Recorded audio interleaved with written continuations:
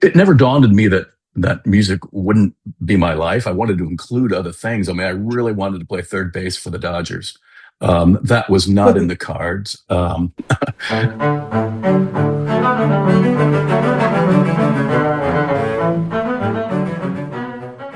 Hi everyone, welcome to OSA Backstage. I'm Danny Meyer, this is my cold voice, and on today's episode, Serena and I are talking to Maestro Stephen White. He is the principal guest conductor of Opera Omaha and the maestro for our upcoming production of Susanna, which takes the stage January 30th and February 1st, just a few weeks. Stephen is a joy. It's so infectious to talk with someone who, it doesn't seem to matter at what point they're in with their career. They're just so happy to be there and so happy to be making music. I think this podcast could have lasted 3 more hours than it actually did. You're going to enjoy every minute of it. Susanna is a very emotional, beautiful opera. It's based on a story in the Book of Daniel. It's a very old story, but it's a very gorgeous, gorgeous American opera written by someone who Stephen will talk about was so unknown and came out with one of the greatest, not just American operas, but operas of the 20th century.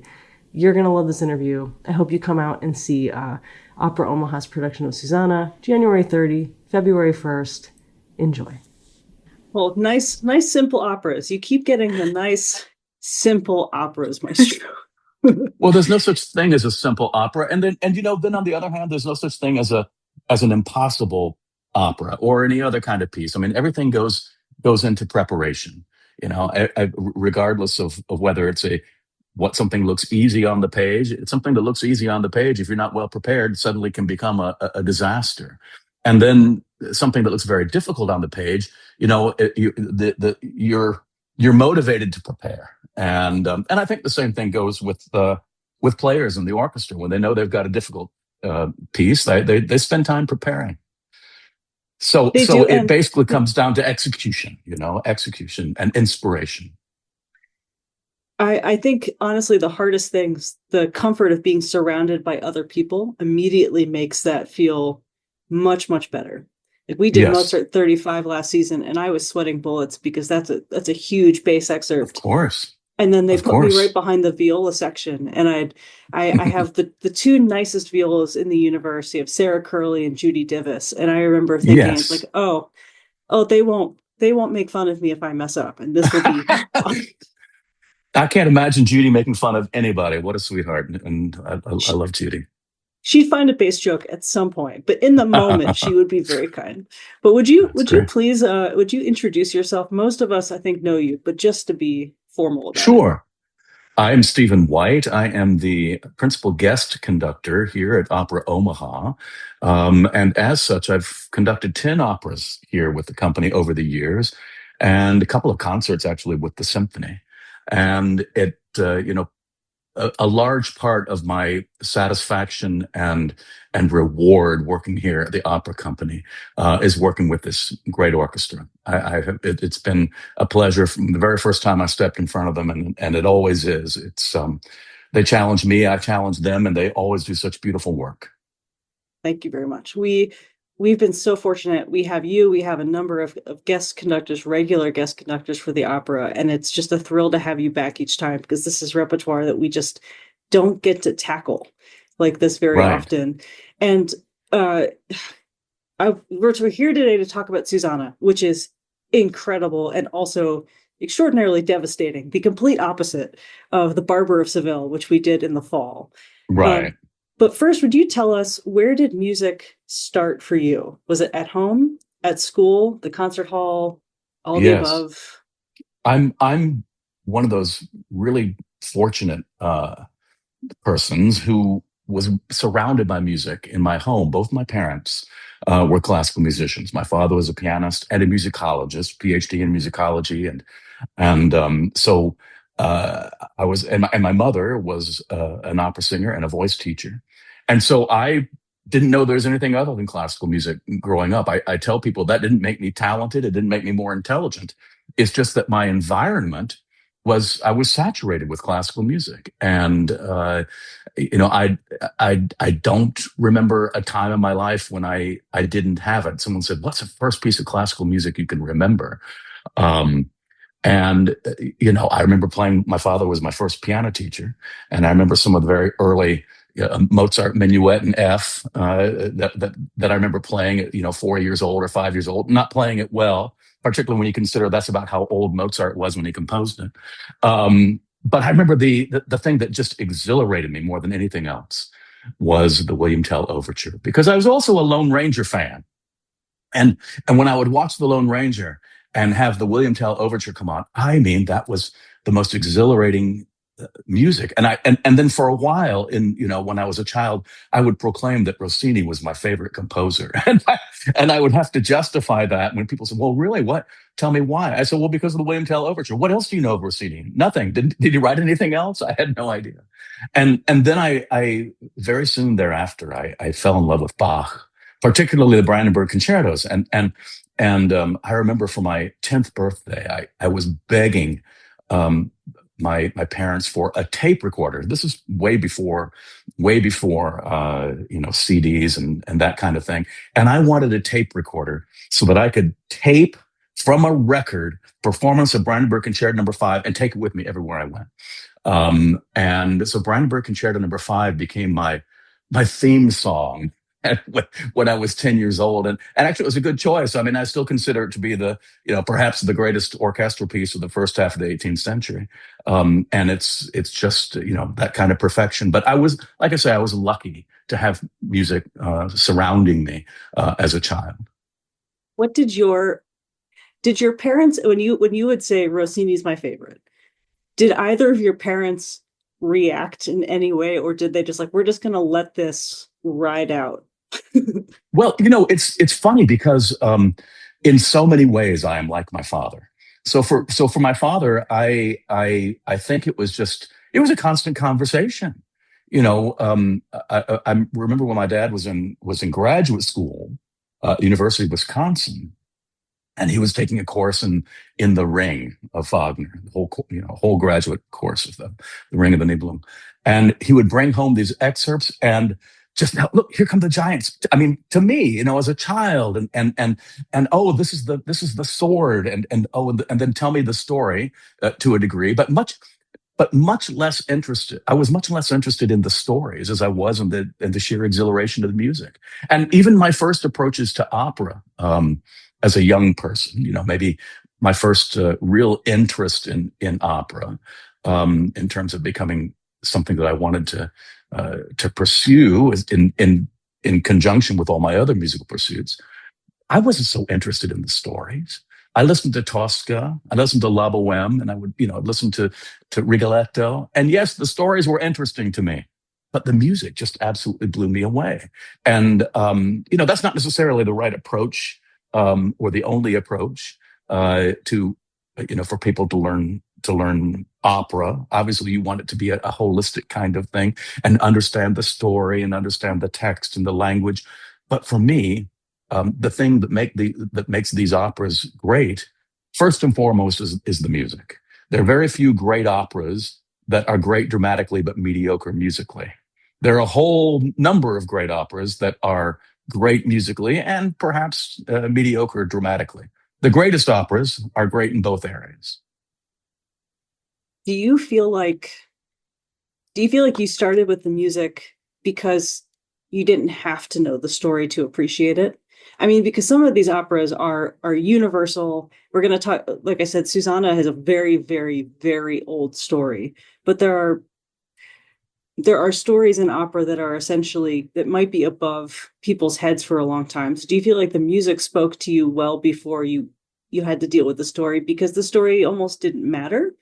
Or do you feel like you came to... Well, in certain respects, for example, I'll take Tosca as an example. I didn't know Italian when I first became involved with Tosca. I would read the story, and I would, they would become, Mario Cavaradossi was a hero of mine. When I was 12 years old, I wanted to be Placido Domingo. But but truly, it really is the music. I mean, and so for example, we've all heard of things like Puccini without words or Wagner without words, um, and and that's because the music itself of these great masters, the operas that we're talking about, is so very transcendent. And of course, the more you know about the text and the situation and the stories, many of which are quite adult, so not necessarily appropriate. I mean, take Susanna for example. I mean, Susanna is an adult story. Doesn't mean that young people can't learn from it and be inspired by it and be moved by it. But the subject matter is quite adult. But the music, to me, always, and this is why I guess this is why I love being a conductor of opera. Um, uh, it is the music that supports the great drama, and it's not ever that you have to choose between one or the other. There's this ancient debate: is it the words or is it the music? There's Richard Strauss wrote an entire opera, Capriccia, based on the debate between whether it's the words that are the most important or it's the music that's most important. And the fact is, it's all important. I mean, it's all. That's why opera is such a great art form. But the approach. I don't want to give the impression that opera is the only thing that I'm interested or have opinions about, or the only thing I conduct. I mean, I really feel as though there is aesthetic content that goes beyond the notes on the page in everything that we do. One of my great experiences, one of the things that I love the most, working here in Omaha, was times several years ago. I can't remember how many years ago it is now, but maybe 9 years ago or something like that. I did the Symphonie Fantastique with the Omaha Symphony. And of course, in a piece like that and so many other great pieces, there's so much content, there's so much meaning that goes along with the music, that the more you explore and the more you sink yourself into it, it is a totality of an emotional connection that, in the case of opera, in the case of sung music, sometimes includes words and a story. But even a complete and total artwork like, say, Beethoven 5 or Brahms 3 or another piece that we don't associate necessarily with a program. There's got to be content that resonates not only with you as a conductor, but also with the musicians, and that hopefully resonates with the audience. I mean, it's a cliche, but it is absolutely true that music is the universal language. It's not necessarily translatable by Google, equally for everybody. Just like all other languages, some things are lost in translation. But music has a language. Music is a language, and it's up to us to find the meaning and to convey that meaning with our intent. Fantastic. I also think I want to put a quick pin in this. When you have an opera like Susanna, when you have the composer is also the librettist, which Yes. feels very rare. You Yeah. do feel like he's in a unique position where he can literally transcribe every word to every single note and know that it comes from the Exactly. same source. Before we get to that, Okay. when did you turn from a 10-year-old trying to record Brandenburg 5 on your tape player to deciding that music was going to be life, or was that just always going to be the road? It never dawned on me that music wouldn't be my life. I wanted to include other things. I mean, I really wanted to play third base for the Dodgers. That was not in the cards. But I thought I could combine the two. I could conduct or sing the national anthem before the game, and then go play third base and all that. So I was more well-rounded than just the little, musical geek. But I always knew that I wanted to be a professional musician. What I didn't know in my formative years was how the need for specificity is imposed upon us from the career aspect. I just thought, oh, I could play the piano, I could sing, I could be a conductor, I could do all of these things, and I did, and I did. But in terms of, with very few exceptions, very few exceptions, uh, with conducting, it's almost it's it's really almost a necessity that you turn your mind towards that almost exclusively and use what you know about singing, use what you know about piano playing, use what you know about. I was concertmaster of my junior high orchestra. Use what you know about string playing, and these peripheral expertises help feed a greater comfort level and a greater degree of fluidity and with conducting. So I didn't know that at the time. I thought that I could do everything, and so I had a little bit of a singing career. I mean, tiny, not anything that you can talk about. Although I made a few recordings that you can find out there, some bootleg things. And but it really was my desire to be involved with as much music as I possibly could be involved with that made me decide to go almost exclusively into conducting. I mean, so for example, when I found out that I could sing as a teenager, I thought, oh my goodness, I can just sing all this. But we are all restricted, as you know. You're a bass player. Okay, well, you love playing bass.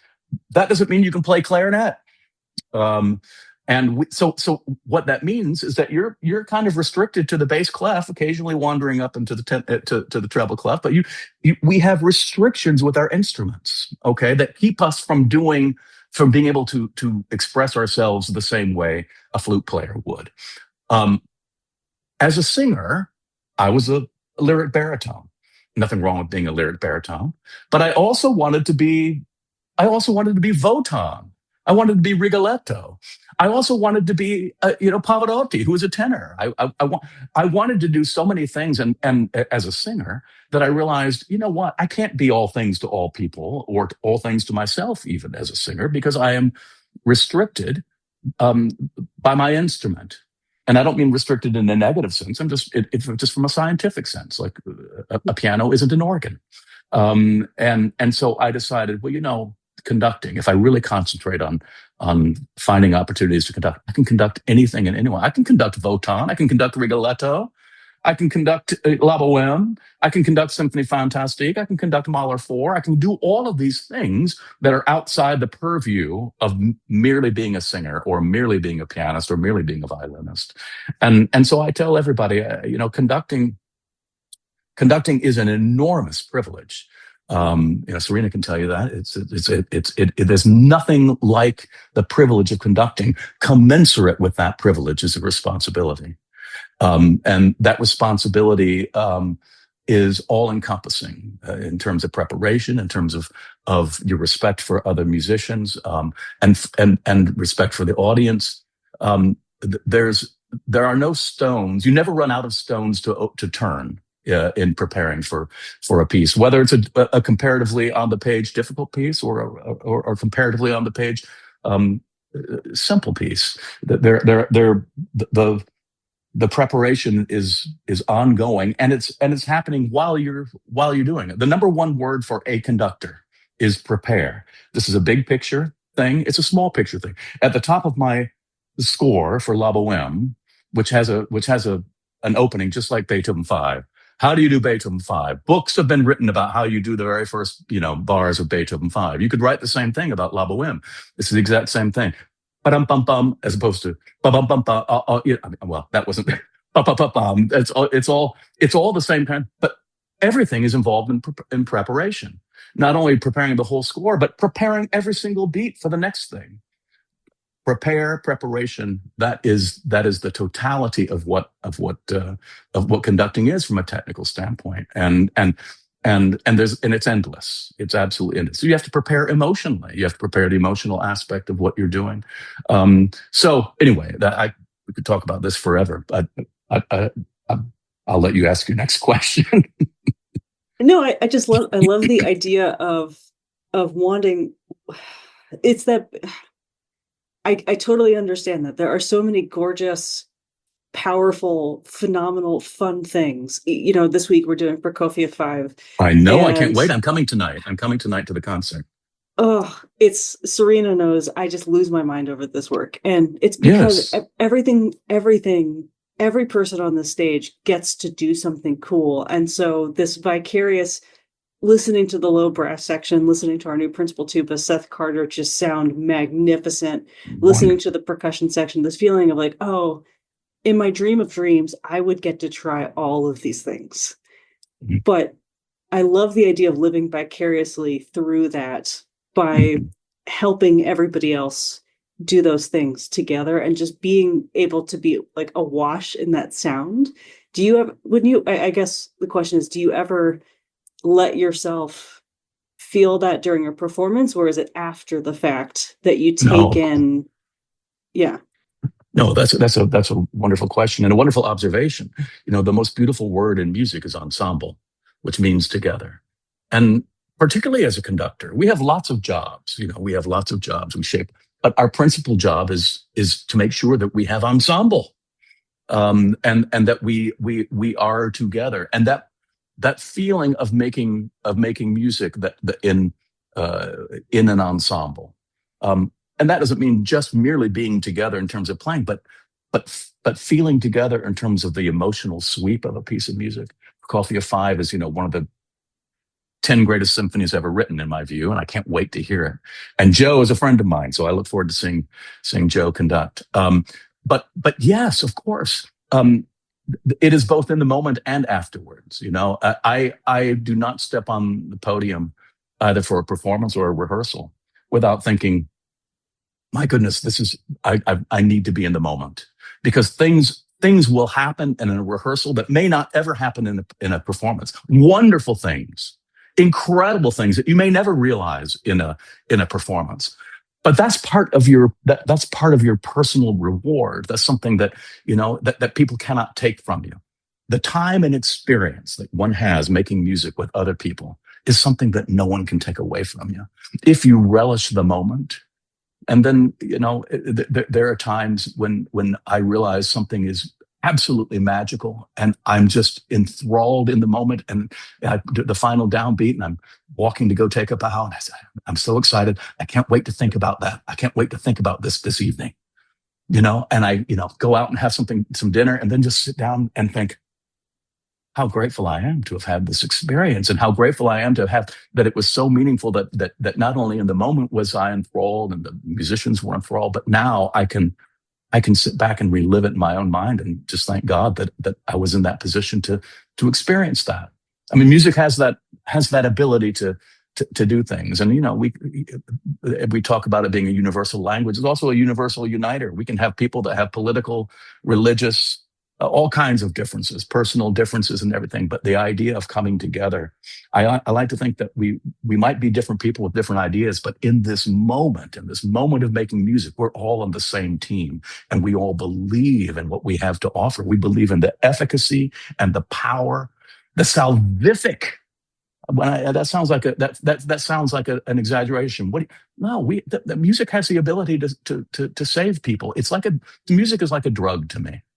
There are drugs that will kill you.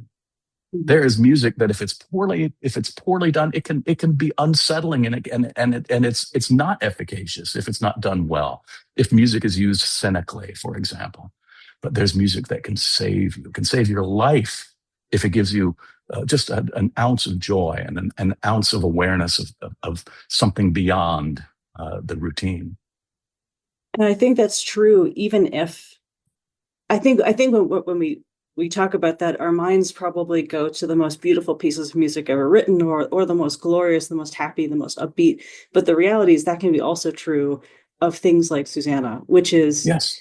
obviously opera tends to wrestle with some of the most heartbreaking stories across the board. How often does the soprano not make it to the end of the opera, where she's, it's Right. Carmen and she's 3 bars from the end and there she goes, right?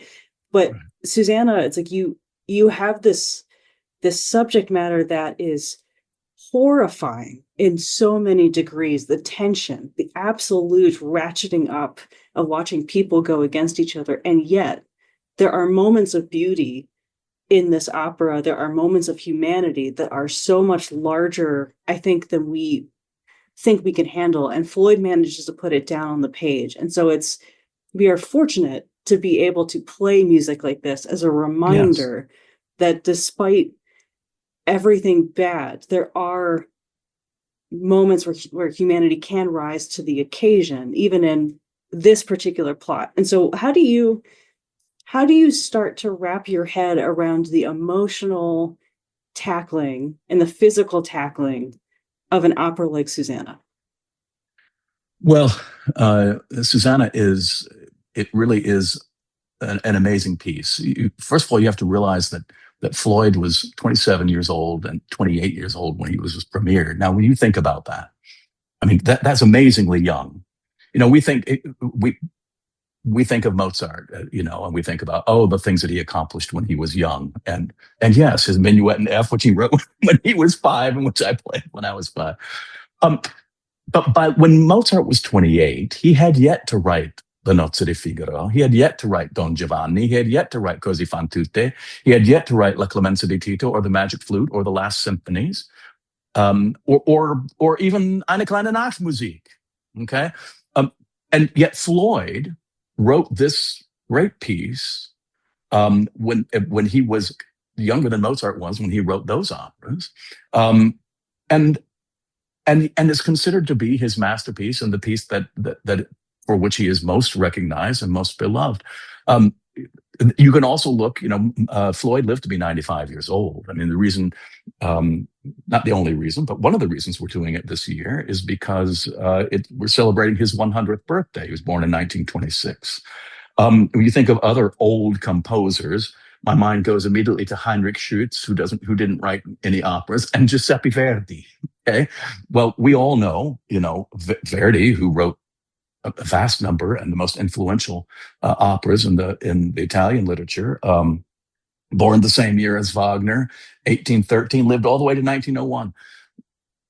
You cannot name an opera by Giuseppe Verdi. Very few people can, I should say, that he wrote by the time he was 28. He'd only written 2 operas, Oberto and Un Giorno di Regno, operas that are no longer performed. But this was long before Rigoletto, La Traviata, even his early successes like Nabucco, which was his first great success, and Ernani, not to speak of all the operas that came after. He wrote after he was 28. I say that only to emphasize the fact that what Floyd was able to accomplish in this piece is truly remarkable. So you're asking me about the dark aspect of this. Floyd does it masterfully. The piece itself it's 2 acts with 5 scenes, very well balanced. They're very taut. There's nothing that lingers. And as dark and foreboding as much of the opera is, it's almost an American verismo opera, and we can talk more about that. There are these moments of incredible beauty. There are 3 masterpieces in this opera. If I could, select the pieces in this opera that are you'd have to consider as masterpieces. The first one is the one that's most well known. It's the soprano Susanna's aria "Ain't It a Pretty Night," which is in the second scene, and it's one of the most beautiful pieces that there is, in the operatic literature. Everyone. All sopranos are aware of it. Everyone sings it. And it's actually the piece with which most people are familiar with Susanna. And everything about it from the beginning, the atmosphere, from the orchestration, from the text, it's poetic, it's beautiful, but yet it has this folk-like quality and that really is evocative of the Appalachian spirit.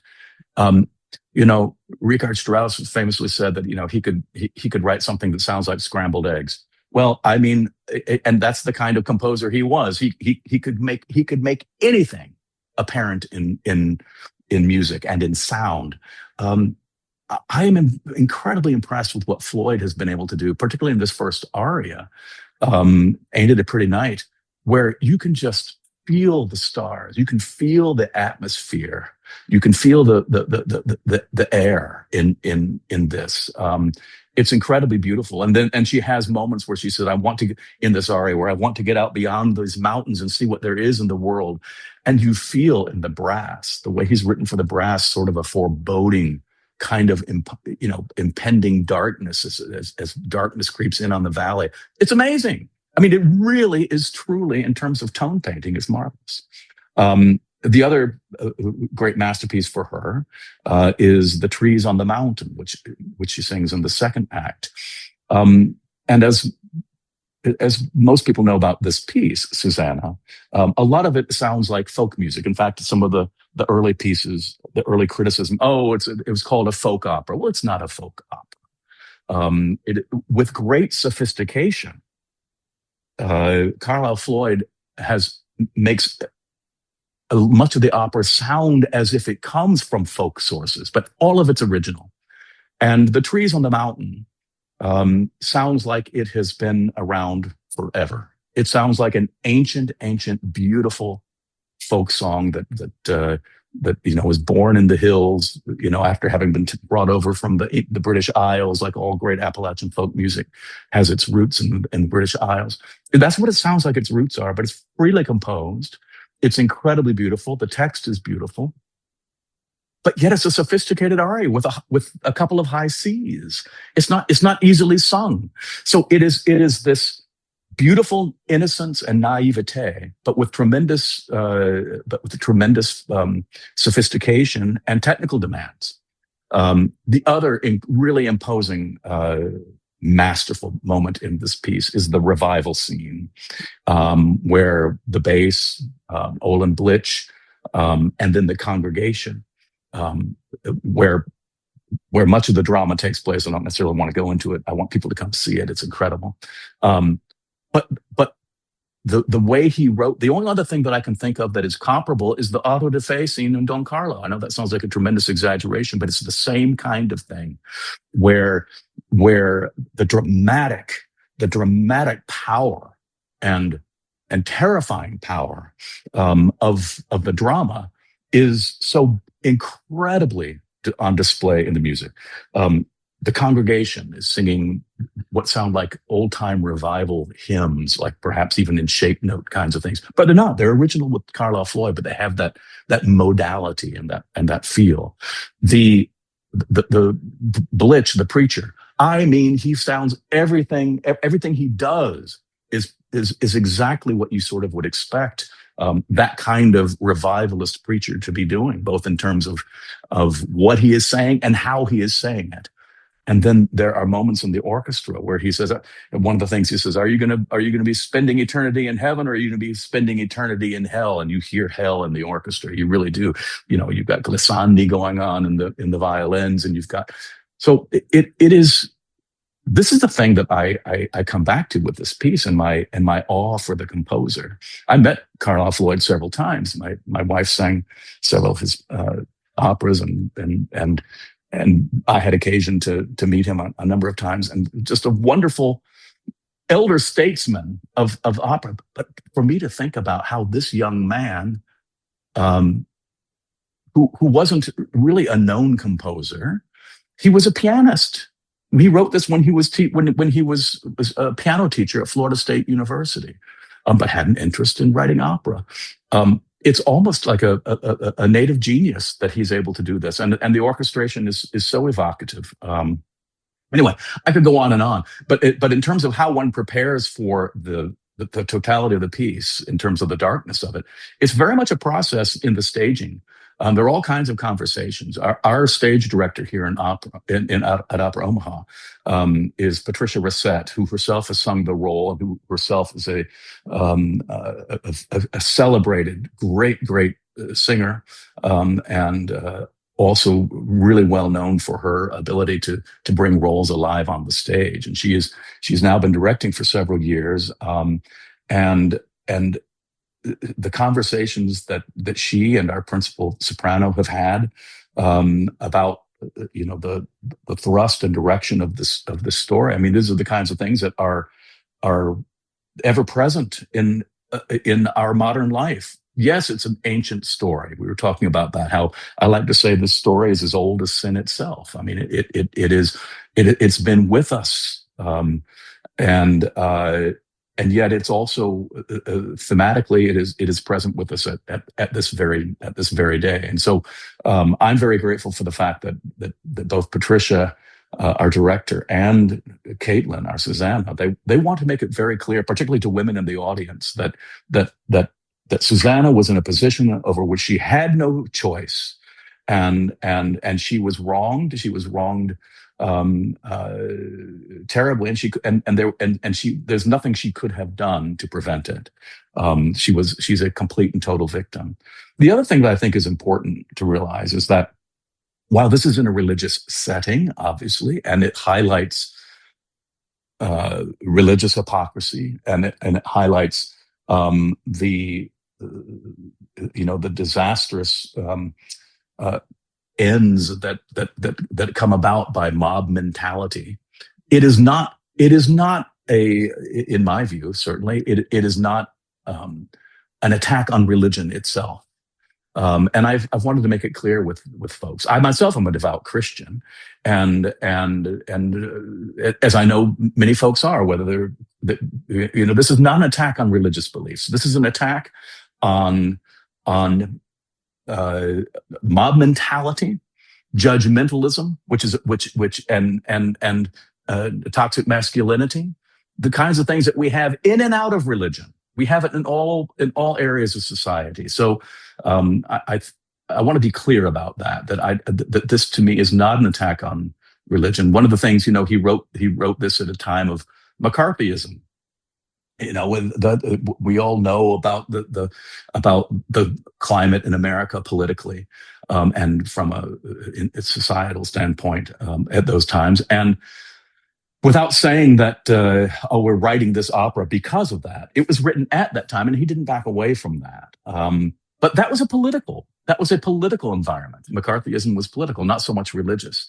It's just that this particular story, which has been with us, as I say, from the very beginnings of time, it is applicable in so many different ways. And one of the reasons I believe that Carlisle Floyd decided to put this in rural Appalachia is because it was able to bring it home and bring it to an area where that I think so many Americans could identify with. And his use of folk-like material, his use of the atmospheric and from a dramaturgical standpoint, things that people have experienced in their own lives. I think it drives it home in a tremendously meaningful way. It's a profound piece. It's a difficult piece. There are moments of great sublime joy, and moments of tremendous squalor, which is one of the reasons why I like to call it an American verismo opera. We think of verismo as things like Pagliacci and Tosca, where the realism turns brutal, and that's what verismo is. The life of ordinary people, and this is the life of an ordinary young woman and her brother, and in this ordinary community of New Hope Valley in Tennessee, and yet it has this very, very difficult outcome. It's really also telling that he chose, when you have all these operas that are set in castles or fantasy lands or massive cities or on adventures, like he chose this small town, and like these are the places we seclude ourselves and decide that we are safe, and the reality is right that's not necessarily true. It's the human condition. There are. I used to live in an area that people used to think, oh, you live in this most marvelous place. Well, if I had lots of money and my circumstances were better, I'd love it. But because I was at the time comparatively impoverished, mm-hmm. and my circumstances weren't great, it was hell on earth. Mm-hmm. And so there's so much. There's so much to learn through pieces like this, and to me, that's what great music does. That's what great art does. Art in the most broad sense. If it doesn't prod you to reflect on your own condition and your own relationship with the world and others, and that can be very vague or it can be very specific. But that's what art does. Art is what separates us from animals. I mean, we hear birds singing and we think, oh, that's music. Well, that's how birds communicate. We imitate birds and it becomes music. Um, and we as human beings, is one of the things that makes us human beings, is our abilities to have ideas, not merely instincts. We have instinct, but we have ideas which we develop and which we consider. We consider ourselves, and art is the most, I think, one of the most effective ways of considering ourselves. And that's what this opera does, I think, very effectively. So I found this great quote. Patrick Summer Yeah. said that Yeah. Floyd made it okay to tell American stories in an American voice. And so I'm curious, because your repertoire is huge. Do you feel like the phrase American opera still has, I don't want to say a negative connotation, but like that American opera still has a ways to go reputation wise to compete with how old the art form is, say in Europe? Perhaps, apart from Porgy and Bess, which was written in the 30s, and then around the same time, Kurt Weill wrote Street Scene, which I interestingly I conducted this fall, and these are some of the Porgy and Bess, Street Scene, and Susanna are considered some of the seminal works in American opera, and of course a whole lot of American opera is being written now, and in subsequent years, Jake Heggie has become very, very well known, and the Metropolitan Opera, the world's the opera house with the biggest budget, they've started to be commissioning new works. But yes, to answer your question, it still has a long way to go for to be universally, not so much accepted, but universally treasured. We treasure Verdi and Puccini, and even when some are tired of Verdi and Puccini, we're tired of treasuring it. Okay, and that's very much of the conversation. An interesting story. The very first time I conducted anything from Susanna was 20 something years ago. My wife and I were with the Philharmonia Orchestra in London. The Philharmonia Orchestra is the most recorded orchestra in the history of the world, and it's a great, great orchestra. But we were doing a recording of arias in English. Chandos, the recording company, arias in English, and they asked Elizabeth, my wife, Elizabeth Futrell, if let's do something. I said, why don't let's do Ain't It a Pretty Night? I said, let's do that.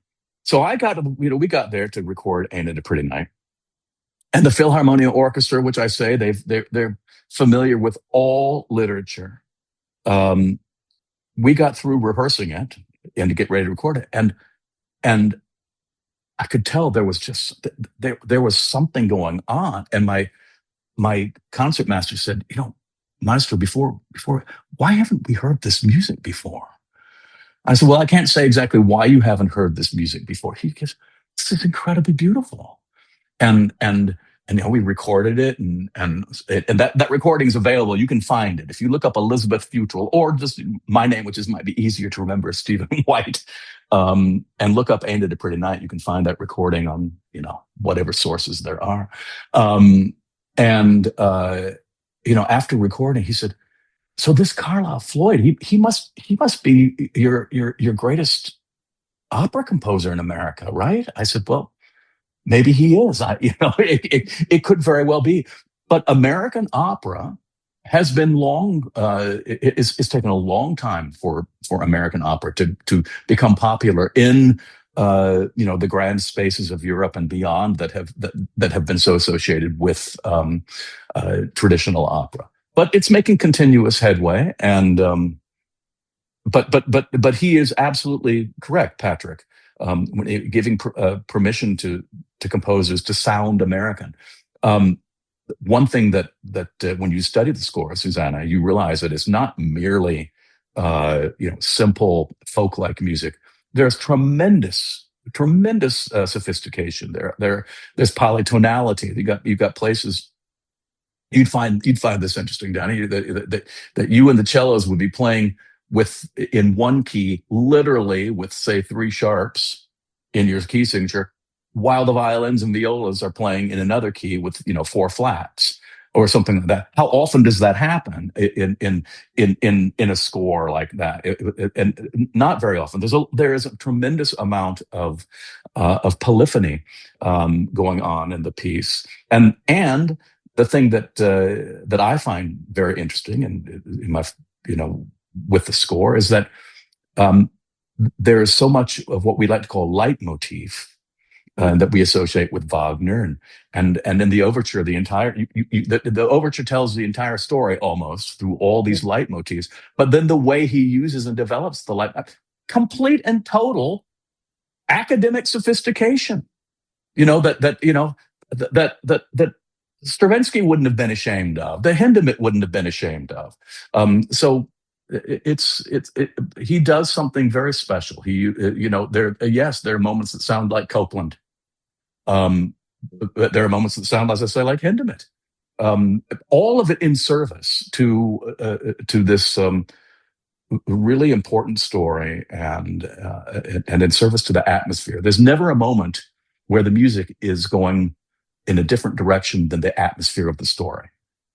And like I say, this is a gift that he must have been born with, because he didn't have this great development period of writing many things. He experimented with a couple of shorter operas that never really made it to the stage. This is his first important work, and it comes out like Minerva springing from the brain of Jove. And it's pretty great. Do you, when you're returning to an opera company or a symphony, and you have a piece on the stand that you've played maybe with some of the orchestra, but not the entire orchestra, right? Do you say anything at the top, or do you let the music speak for itself for a while, and then you start guiding in whatever direction it needs to go? The latter is always the better choice. But sometimes we can't help ourselves to say a few things. But I try to keep it minimal, and but if we know there are things in the score that people need a heads up, or if I'm going to do something technically that might look different than what's in the score, I'm going to be an 8 in this passage just to warn you, or whatever. There are some few things, but I think it's much better, and an orchestra is much more appreciate allowing it to unfold on its own terms with them, and what I love about that is that it puts more emphasis on your chops. Anyone can accomplish anything with lots of rehearsal. It's what you can accomplish with little rehearsal, where really you have to show as much. You have to trust the orchestra to respond to what you're doing physically, and they have to trust you to make that you're making it worth their while to watch. Conductors that say, I'm being clear, you got to follow me. I mean, that's the worst thing you can say. If you tell someone you're being clear, and well, apparently maybe you think you're being clear, but it's a matter of trust, and I like to try not to say too terribly much, and always I'm a little bit perturbed with myself when I do say too much. But I like to try to let the music do the talking, and allow us to have this conversation. I, of course, know things that they don't know. I know that the soprano has to take a breath there. I, of course, know that we have to move this tempo there, and all of these things. I have to show that. I would rather show that first than tell them, by the way, we're doing a fermata here. If they and once they learn to trust me, I think the more trust there is, the less talking there has to be. And I think any conductor would tell you the same thing. How do you divide your attention in any production between the singers and what they need, and the orchestra and what they need? Or is the preparation from go even in the rehearsals where you only have the orchestra, are you mentally still thinking, on stage, Susanna will be over here and Little Bat Of will be course. over here, and Absolutely. One of the great advantages, and this is one of the things that I think conductors that don't get to conduct opera productions, um, I think one of the great values of conducting opera, one of the things that makes it um, easier in a certain sense. Conducting opera is not easy, but the process of working with with singers for 2 weeks beforehand is the kind where I get to know. And you asked me that person coming in on stage left or whatever. Yes, that whole time I'm making notes. I'm taking, okay, my soprano needs this, my chorus needs that. Oh, they're far upstage. I'm going to really have to bring the dynamics down here. I have a wealth of information that I have gleaned from 2 weeks worth of working in the staging rehearsals.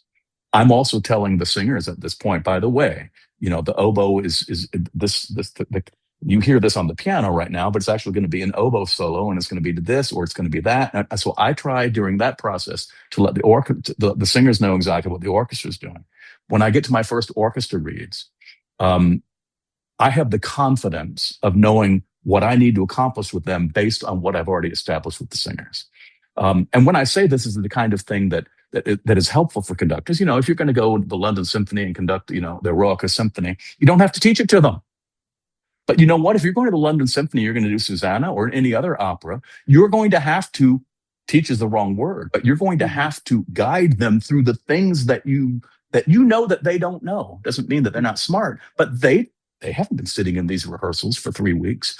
And that, because one of the things that young conductors in particular find challenging sometimes, listen, we got a really good orchestra that really plays this music really well out of the box. How do I rehearse it? How do I make it my own? This is such a wonderful tool as a developing conductor to learn that, okay, I've got to make it my own in the sense that I've got to tell them to do things dramatically that aren't necessarily in the score but are required. You make that transition to Beethoven's Eroica Symphony, suddenly you think, wait a minute, this is how I'm going to pretend I'm a soprano on the stage. And this is how I want Beethoven's Eroica to go. And the orchestra doesn't know that. And you can insist on this voice in your mind in a way that brings you confidence in it. And so I've found that the operatic process has always been so helpful for me, even when I'm rehearsing non-operatic music with an orchestra, because it gives me confidence to be able to bring an orchestra into the direction that I feel compelled.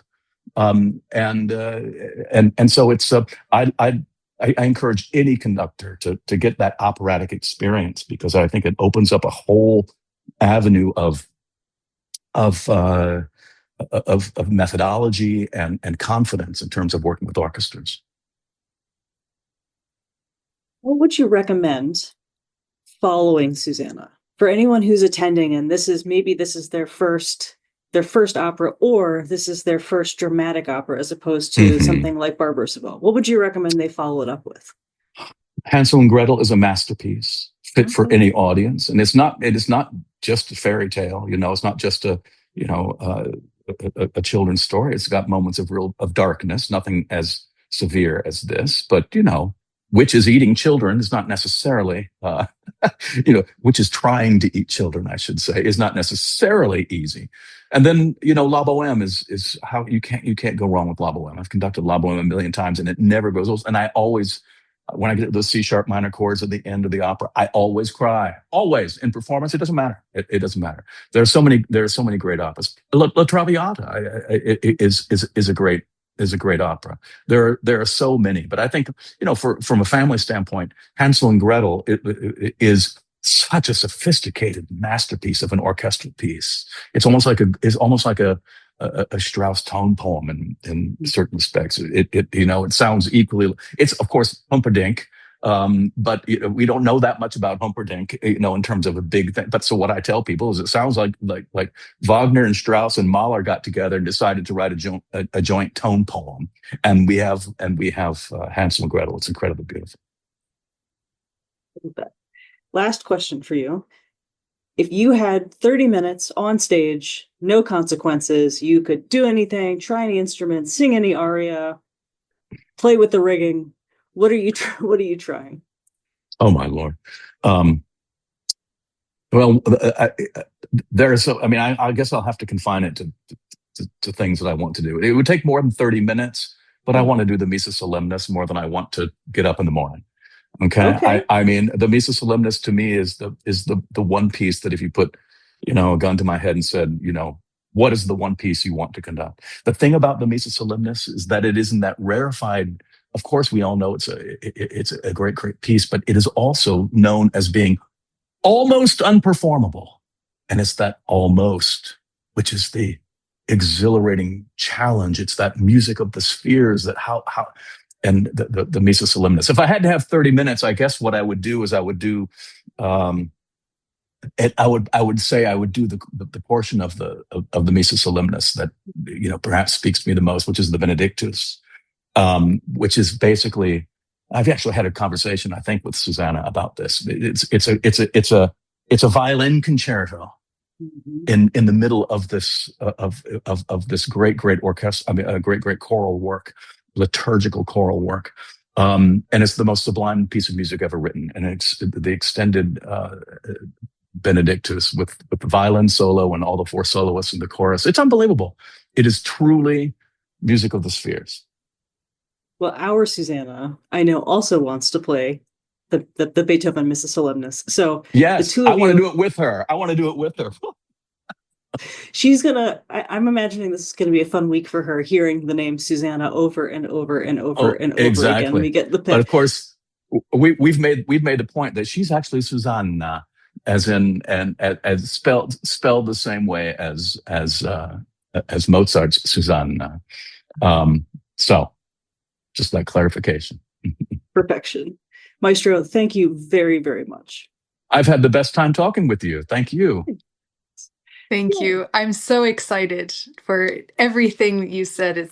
I'm so excited to hear Susanna, and I'm so excited for the rest of the day today. You brought so much this joy and excitement for music that I can't wait to Well, I enjoy the rest of appreciate the it. day. I mean, I hope I made sense. I assume that you identify with lots of what I was talking about. Yes. And it really is a joy to be a conductor. I mean, it's just, I mean, I have to pinch myself, and I'm 63 years old. I've been doing this for a long time, and I just can't imagine anything I would rather do. It's just the most marvelous thing there is. So I know you've got years and years and decades of the same experience. I hope so. I loved how you described how all-encompassing it is. That is such a difficult thing to describe if you've never done it. I know Danny has also done some conducting, and so she understands as well. But just like it is so all-consuming, and it's the most exhilarating experience. Well, like I do think that some conductors lose. They know it, but they lose that relationship between the privilege and the responsibility, I think that those two things need to be coincidental at all times when you're thinking as a conductor and everything else. I think the best ones do have that, but sometimes we can. I mean, by being humbled by the people around you, not the least of which is the composer on the page. I ain't no Mozart. I ain't no Carlisle Floyd. I ain't no Susanna Perry Gilmore. I'm not a Paul LeDuan. I'm not Serena. I'm not anybody else. I'm not Danny. I'm humbled by the skills and the privilege of bringing all of these musicians, many of whom might be a better musician than you are, but they are putting aside their own personality to the extent that they're willing to submit themselves to a unifying idea, which is supposed to be represented by you, the conductor. And you're the person in charge of having that unified idea. That's unbelievable. That's unbelievable. And a good conductor will reach out to get further information so that we can find more information to make that unifying idea efficacious to all of us.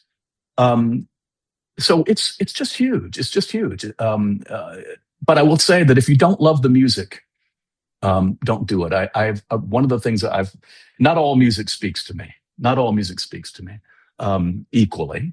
And I've been fortunate that I've been able to work. And then in classical music, generally speaking, we work with masterpieces.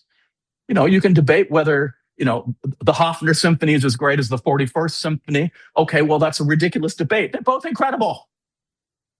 And we get to spend our lives with these great masterpieces. People ask me, "Oh, what's it like to have to, conduct La Boheme over and over again?"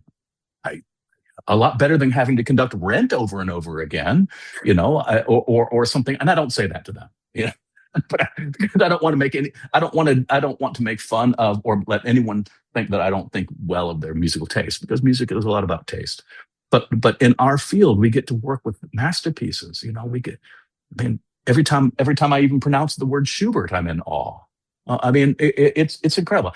Call me naive, but if you don't have that love of the music itself and a respect for the geniuses that wrote it and for the geniuses today who are performing it, the geniuses who are writing it and who never get performed, I'm so glad we're starting to make some progress with women and starting to make some progress with the non-traditional white men.